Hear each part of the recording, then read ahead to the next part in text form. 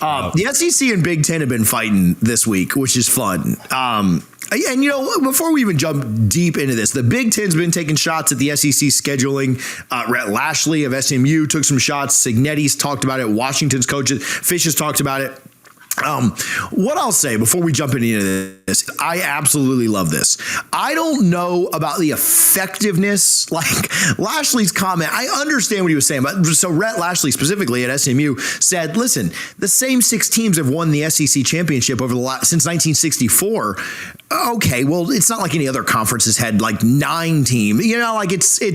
I understand what he's saying there, but what I like about it is no matter what you think of the effectiveness of Signetti saying, oh, well, we just canceled the Virginia series because we were going the SEC route, or Washington saying, the NFL doesn't play FCS teams in the middle of the season and things like that. What I love is for the last 8 months, we've had this narrative of SEC strength of schedule, SEC strength of schedule, SEC strength of schedule. And no matter what you think about how these coaches come off or sound, I'm glad that people are pushing back against that, right? Now, if you're an SEC fan, you absolutely love the strength of schedule argument. That benefits you.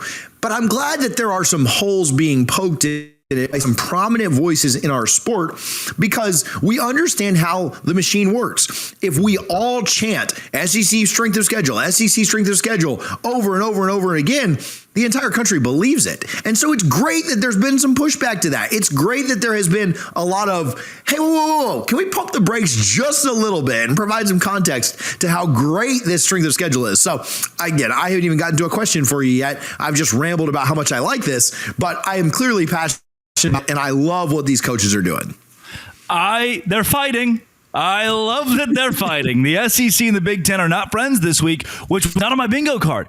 The commissioner of the Big 12, Brett Yormark, sat every coach down in our conference and said, when I tell you 5+11, you will fight for 5+11. We are a team. There is cohesion. If I'm Greg Sankey, I sit with the SEC coaches. Tony Petitti, I say, don't say anything mean about the SEC or conversely, the Big Ten. And what did they do? They went guns a-blazing against each other. You can see that the SEC, and I know the focus is on the Big Ten and their comments here, but you can see the SEC is starting to kind of implode. 2 years without a team in the national championship game, and now they're talking like they're the underdog. Now they're speaking like the entire country hates them because they're the underdog. And that vernacular is just not going to work when you've told us how good you are year in and year out forever. That just means more. Then the Big Ten gets the podium this week, and even Rhett Lashley with the ACC, and they point at the SEC and they say, you're playing 8 conference games. In the Big Ten, we play 9. In the Big 12, we play 9. In the ACC, we play 9. That's part of college football. It's what we do. And Greg Sankey can't answer it. No one in the SEC can answer why they won't play 9. Oh, because our conference is tougher. That's not an excuse to not play 9 games in your conference. Texas high school football doesn't say, oh, that district looks really good. You can only play 3 district games instead of your usual 6 or 7. It doesn't work that way. It's part of being in a conference, and the SEC skirts around and they go, well, we're playing Power 4 games. You have 4 non-conference games. You have an extra non-conference game. And yeah, maybe you're using that against Wake Forest. Maybe you're using it against Oklahoma State. But you're also using it in November against Western Carolina. I thought it was a great comment. I wish I could remember the pundit who said it. The NFL doesn't stop in December and play a game against the CFL. It doesn't happen midseason. We don't do things like that. The SEC does that to further build up their win totals and their strength late in the year. And to Signetti's point, I think this is a big pushback on Kalani Sitake. Sitake stood up at Big 12 Media Days and said, we want to play 3 non-conference games against Power 4 opponents. Let's kill the mid-majors. He didn't say that. I don't think he wants to do it, but it would kill the mid-majors. They wouldn't get a check. And my problem is a Big 12 school, and this is a hard hypothetical, but just wrap your mind around it, like a BYU goes 9-0 in conference play, loses the Big 12 championship, and their 3 non-conference games were Western Carolina, Wofford, and Mercer. They're a 12-1 Big 12 team. They're going to the college football playoff. Wait a second. Their non-conference was Indiana, Ohio State, and LSU. They go 9-3, lose the Big 12 title. They're 9-4. They miss the college football playoff. We don't care about strength of schedule near as much as everyone says the committee does. The committee cares about wins. If you have 12 wins, there's no keeping you out. Hello, Boise State. Good to see you. If you have 12 wins, you're going to get in. I think what Kurt Signetti is saying is more of a pushback on that than it actually is the SEC. Let's just go win as many games as possible. And at the end of the year, our strength of schedule is 52nd. but we're not 9-3. We're 12-0. You can't argue against 12-0. That gets a whole lot tougher. You can't leave that out in a 12-team format. That's why the whole system's broken, and I think you should play as many easy games as possible. What's interesting to me is it's a funny argument because what it is in fact arguing, right? When you really strip away the nuts and the bolts. Okay. What it is in fact arguing is which teams deserve to be 11 and 12 in our playoff. And if you or 10 and 11 if you're going to put the group of 5 team at 12, or when we upgrade the playoff, or not upgrade, certainly no, because adding teams does anything but that. But when we expand the playoff is the appropriate word. We're arguing about which teams are 13, 14, and 15, right? We're arguing about that, right? And really, the debate is always between the last 2 teams. It is who is 15 and 16 in this dance. And we are, both conferences, and then your mark, and I mean, the ACC doesn't know what the heck they're doing, on any given day. So they're not even really part of this conversation. But what we're arguing is so, I don't know, it's just mostly irrelevant, right?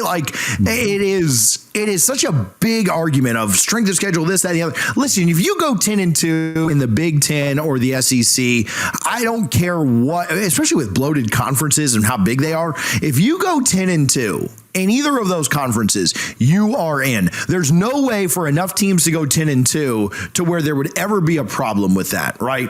And so you know your pathway in. If you go 11 and 1 in the ACC, you are most likely in. There will not be many scenarios where that doesn't happen. And really the same is true for the Big 12. If you go 11 1, you're likely getting into this thing, right? Even if you lose the conference championship, I think you've got a really, really good chance to get in. And the problem is, just look back at the last 30 years of college football. There are never like 9-3 teams finish in the top 10. There are never situations where, oh man, what if 12 teams go 11-1? I don't know, man. What if hell freezes over? That's never happened in college football. There's never been 12 11-1 teams. And so this big debate, it's this big fight, strength of schedule, who are you playing against, what's going on with the SEC's 8 games or our 9 games. It's hilarious to me because it almost always ends up working out. Now, Alabama fans have been salty for 8 months. Welcome to Florida State fans' life since you guys got in over us. But it's silly to me, and I do like the pushback from the Big Ten, I like the pushback from these other coaches because, chill out, guys. Chill out with your idea of what strength of schedule is, what your conference is at this point. You mentioned, the SEC freakout. We are at a point now, I don't know if you've noticed this, but we're at a point now where the SEC no longer claims to be the best conference. Have you seen this? It's great, actually. It's really awesome. Deepest conference. We're the underdog. Nobody believes in us. That narrative. They no longer say we're the best. They say we're the deepest. And so that narrative is starting to change, and they're doing anything they can, obviously, to kind of reel things back in, and it's just marketing, right? They're trying to do their very best to market as they can, but it is funny to watch it all. I think it's great that the SEC is having its greatest fit of the last 2 decades. It's awesome that the conference adds Texas and Oklahoma to become easily the strongest conference in college football history, and then says, we're so weak. We're only deep. We don't believe in ourselves, and neither do you. And we're going to prove you all wrong. Stop doing this. No singular dictator over the world was like, but I'm not even that good. I'm just, that's not. You can't start playing the underdog card. It doesn't work that way. It's like when remember, on a team-to-team basis, it does make more sense. Remember when Georgia won the national championship by $1 billion against TCU, and those kids were like, yeah, man, nobody believed this. Everybody doubted us. Kirby told us, go out and prove them wrong. And I'm like, you guys were overwhelming favorites to win this thing every week of the season, from game 1 to game 15. You what do you mean nobody believed in you? So anyway, funny to see.